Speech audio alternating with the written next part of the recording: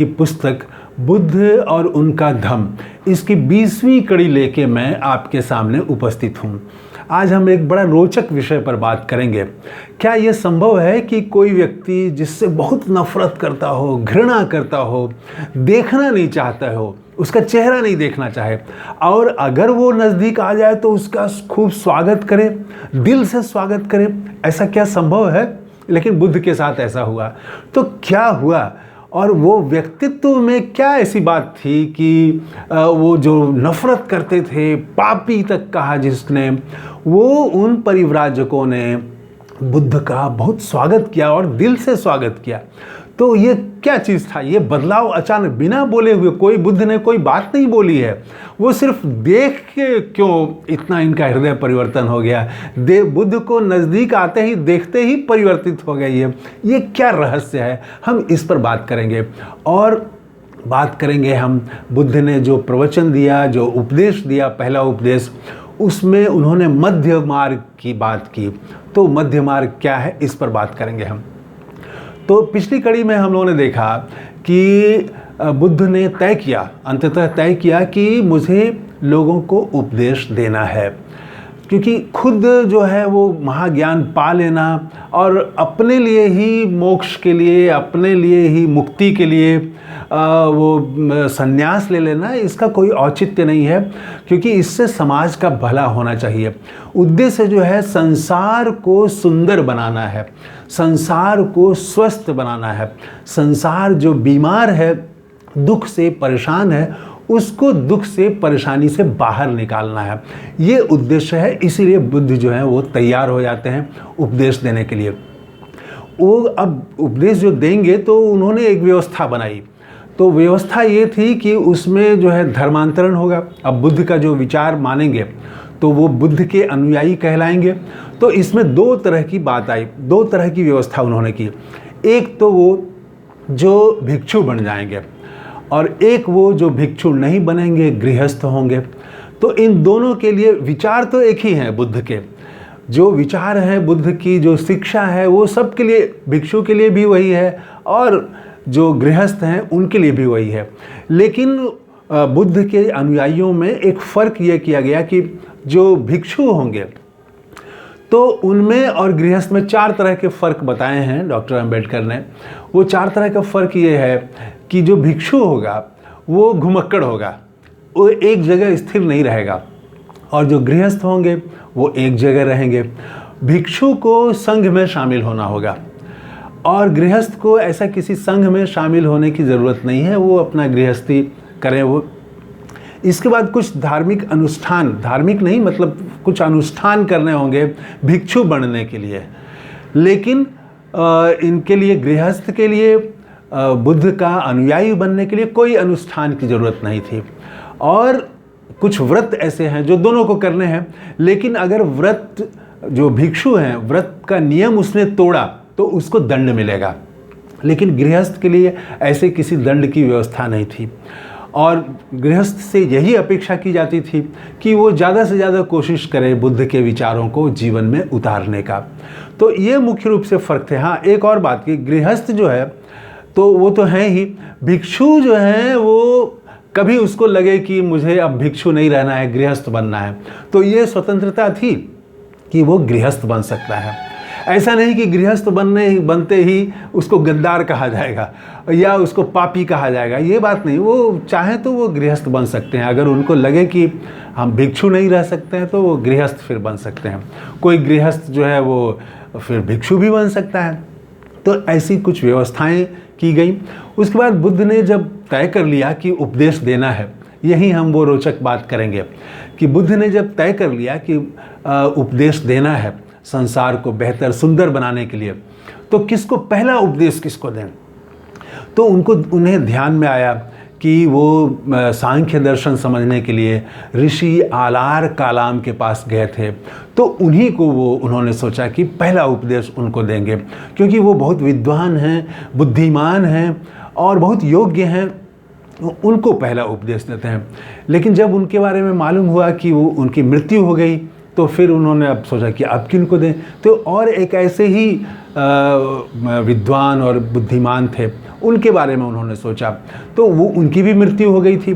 तब तीसरे पर इनका ध्यान आया कि वो जो 5 परिव्राजक थे जो निरंजना के तट पर मिले थे गया में, वो उन्होंने उनकी बहुत सेवा की है, उनका बहुत ध्यान रखा है। हालांकि वो छोड़ के चले गए थे और बहुत नाराज़ होके गए थे, गुस्से में गए थे, पापी तक कहा था कि ये पथ भ्रष्ट हो गए बुद्ध जो है। जैसे ही खीर खाया बुद्ध ने तो वो छोड़ के चले गए थे। लेकिन बुद्ध ने सोचा कि उन्होंने इन बातों का ध्यान नहीं आया बुद्ध को ध्यान आया कि उन्होंने उनकी बहुत देखभाल की है, बहुत सेवा की है, तो उन 5 परिव्राजकों को ही अपना पहला उपदेश देते हैं।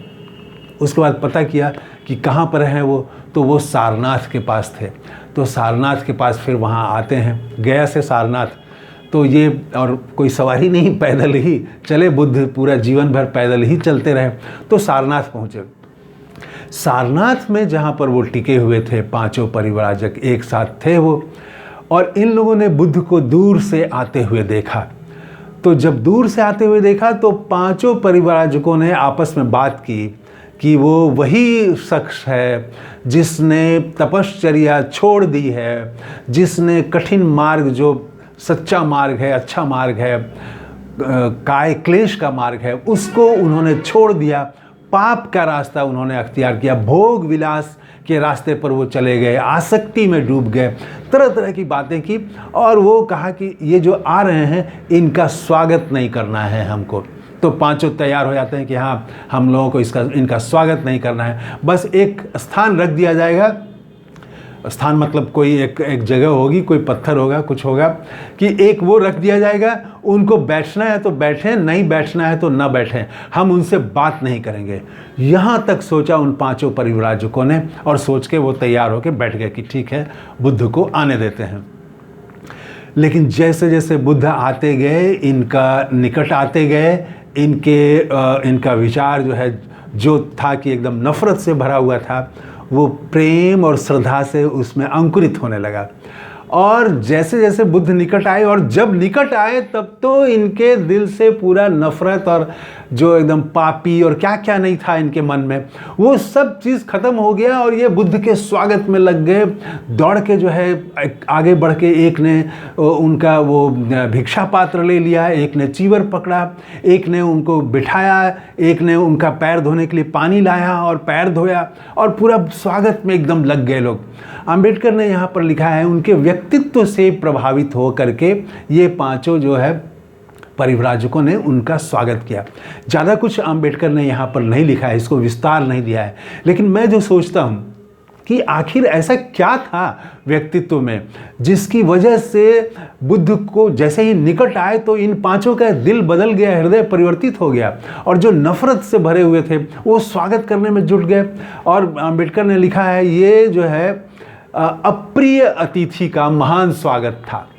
सचमुच में जो अप्रिय हो उसका स्वागत कैसे कर सकते हैं, और वो भी इतना एकदम तहे दिल से।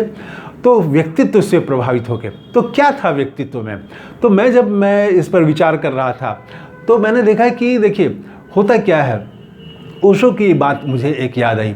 ओशो ने कहा कि किसी प्रवचन में उन्होंने कहा है कि अगर आपको गुस्सा आए, बहुत आप गुस्से में आप हों, तो आप एक बार आईना देख लीजिए। जैसे ही आप आईना देखेंगे फिर आप गुस्सा नहीं करेंगे। क्योंकि होता क्या है कि जैसे ही आदमी भीतर से गुस्से में होता है तो उसका चेहरा बदल जाता है। गुस्से में अगर आदमी हो तो उसकी चाल बदल जाएगी, उसका चेहरा बदल जाएगा, उसके निकट की जो पहले की जो आभा थी वो ख़त्म हो जाएगी, और वो गुस्से का एक दूसरे तरह का एक तनाव जो है उसके आसपास भी तनाव हो जाएगा। ऐसे बहुत सारे लोग मोहल्ले में मिलेंगे जो तनाव से भरे रहते हैं, हमेशा जो है वो चिंता में डूबे हुए लोग रहते हैं, परेशान रहेंगे। तो आप जब जाएंगे तो आप भी उस नकारात्मक ऊर्जा से भर जाते हैं। और कोई हमेशा हंसमुख हो तो हंसने वाले हों, सरदार जी हों हंसने वाले, आप उनके निकट जाएं तो निकट जैसे जैसे जाएंगे तो आप भी मुस्कुराने लगेंगे। ओशो ने कहा है कि 5 हंसते हुए लोगों के बीच आप बैठ जाइए, भले ही आप चिंतित हों तो आप भी हंसने लगेंगे। और आप हंसते हुए रहें और 5 एकदम चिंतित लोगों के बीच जाके बैठ जाएं तो आप भी रोने लगेंगे। तो असल में आपका जो मन के भीतर जो विचार है वो आपके चेहरे को, आपके चाल को, आपकी चाल को, आपके पूरे व्यक्तित्व को, आपके इर्द गिर्द की ऊर्जा को, सब चीज़ों को प्रभावित करता है। तो बुद्ध जो है, जब मान लीजिए कोई प्रेम से जाए, कोई मिले, तो कैसे आप उसका चेहरा देख के ही आप भी प्रेम से आह्लादित हो जाते हैं। और बुद्ध तो प्रेम और करुणा से भर गए थे, जिनका दिल ही करुणा और एकदम प्रेम से, संसार की चिंता से कैसे मुक्त करना है इससे भर गया हो, हर जीव के प्रति, मानव जाति के कल्याण के लिए जो एकदम सोच रहा हो और करुणा से भरा हुआ हो, उसका चेहरा, उसकी चाल कैसी होगी ये तो आप समझ सकते हैं। छोटा सा गुस्सा होने पर कैसे चेहरा बदल जाता है, प्रेम होने पर कैसे चेहरा बदल जाता है, थोड़े देर के लिए ही प्रेम हो तो, और जिसका मन प्रेम में ही डूब गया हो तो उसकी चाल तो सचमुच में वो दिव्य हो जाएगी। तो ये बात थी कि वो उनकी चाल में, उनके चेहरे में, उनकी आभा में ऐसी चीज़ें थी जिससे कि ये एकदम स्वागत करने के लिए दौड़ पड़े जब निकट आए बुद्ध। तो एक तो ये, उसके बाद में तब फिर बैठते हैं सब लोग, और बैठ के तब बातचीत शुरू होती है, पहला प्रवचन की भूमिका तैयार होती है। तो वो पांचों परिव्राजक पूछते हैं, बुद्ध से पूछते हैं कि क्या आपको अभी भी तपश्चर्या पर विश्वास है? तपश्चर्या मतलब वही कि कभी जो है एक दाना खाना है, दाने का भी एक छोटा अंश खाना है, या कोई पानी में जन्म लेने वाला कोई पौधा है, उसका मूल जो है वो खाना है, और अपने केस खुद नोच लेने हैं। तो ऐसे ऐसे जो शरीर को कष्ट देने वाली जो तपश्चर्या थी, तो क्या उस पर आपको अभी भी विश्वास है? बुद्ध ने कहा कि नहीं, मुझे उस पर विश्वास नहीं है। फिर उसके बाद में तब जो है वो खुद बुद्ध ने उनसे पूछा कि अच्छा ये बताइए कि जब आपके मन में आप तपश्चर्या कर रहे हैं, बहुत कठिन तपस्या कर रहे हैं, लेकिन क्या मन में वो विचार आने बंद हो जाते हैं, आसक्ति के विचार? तो नहीं, वो परिव्राजकों ने कहा कि नहीं। तो जब आपका मन जो है ये तपश्चर्या से, इतनी कठिन तपश्चर्या से भी मन पर आप कंट्रोल नहीं कर पा रहे हैं, शरीर को कष्ट देने से भी आप मन पर कंट्रोल नहीं कर पा रहे हैं। आप देखेंगे कि बहुत सारे लोग व्रत किए हुए हैं, उपवास में हैं, लेकिन कोई छोटी सी बात पर भी गुस्सा हो जाते हैं। तो अगर आप जो है वो शरीर को कष्ट देने वाला कोई व्रत कर रहे हैं, लेकिन आप गुस्से से भरे हुए हैं, आप नफरत से भरे हुए हैं, आप आसक्ति से, लोभ से, लालच से, या और भी काम वासना से आप भरे हुए हैं, तो फिर ये तपश्चर्या का क्या मतलब है? बुद्ध ने ये पूछा, तो वो उन्होंने भी सहमति जताई। तो ये इन बातों के बाद फिर बुद्ध ने कहा कि शरीर को स्वस्थ रखना ये हमारा कर्तव्य है। शरीर स्वस्थ रहेगा तभी जो है आप मन से ऐसी जो आसक्तियां हैं उनको आप दूर कर सकते हैं, मन पर आप नियंत्रण पा सकते हैं। देखिए ये बहुत इंपॉर्टेंट बात है कि बाद में विवेकानंद ने भी इस पर काफ़ी जोर दिया है। आप शरीर को स्वस्थ रखें, तो बुद्ध ने कहा कि ये दो एक्सट्रीम है, दो अतियां हैं। एक तो है कि एकदम से भोग विलास करो, एकदम हमेशा वो हर चीज़ जो है वो नशा करो, ये करो, वो करो, जो भी चीज़ मिल जाए एकदम मौज मस्ती। उनका कहना ये है कि जीवन आज है कल नहीं रहेगा, इसीलिए जितना मौज मस्ती करो, मौज मस्ती के लिए ही वो जीते हैं।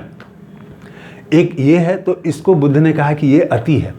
और एक दूसरा कहते हैं कि वो जो है ये जो शरीर है, ये जो जीवन है, तो ये हमको पुनर्जन्म का कारण बन जाता है। हमारा काम ही, कोई भी हम प्रयास करें, कोई भी हम सुख के लिए प्रयास करें, तो ये हमारे पुनर्जन्म का कारण बन जाता है। इसीलिए इस शरीर को कष्ट दें। ये शरीर ही हमारा जो है वो सारी आसक्तियों का केंद्र है। शरीर को हमको कष्ट देना है, तो कष्ट देंगे तो पुनर्जन्म से मुक्ति मिल जाएगी। तो कठिन से कठिन वो कष्ट देते हैं शरीर को। बुद्ध ने कहा कि ये भी अति है। वो भी एक अति है कि वो मौज मस्ती के लिए ही जीना, और ये भी अति है कि शरीर को अधिक से अधिक कष्ट देना। तो उन्होंने कहा कि उन्होंने मध्य मार्ग का खोजा है कि मध्य मार्ग क्या है, जिसमें कि शरीर को भी कष्ट नहीं देना है आपको और मौज मस्ती जैसी हमेशा आसक्ति में भी नहीं डूबे रहना है। तो बीच का एक मार्ग जो मानव के कल्याण के लिए है। उन्होंने कहा कि मेरा जो धर्म है, मैंने जो महाज्ञान प्राप्त किया है, उसके केंद्र में मोक्ष नहीं है, उसके केंद्र में शरीर को कष्ट देते हुए और स्वर्ग की प्राप्ति नहीं है, और न ही एकदम आज ही सारी चीज़ें इच्छा हमको पूरी कर लेनी है। तो ऐसा चीज़ अतियाँ नहीं है, एक्सट्रीम नहीं है। तो जो मनुष्य जाति के लिए उपयोगी है, जो मनुष्य जाति के लिए लाभ देने वाला है, आप शरीर को कष्ट देने वाला, कोई भयानक कष्ट देने वाला व्रत कर रहे हैं, इससे मनुष्य जाति को कोई लाभ नहीं है। और आप एकदम आसक्ति में डूबे हुए हैं, हमेशा जो है आसक्ति के नशे में हैं, उससे भी मनुष्य जाति का फायदा नहीं है, लाभकारी नहीं है।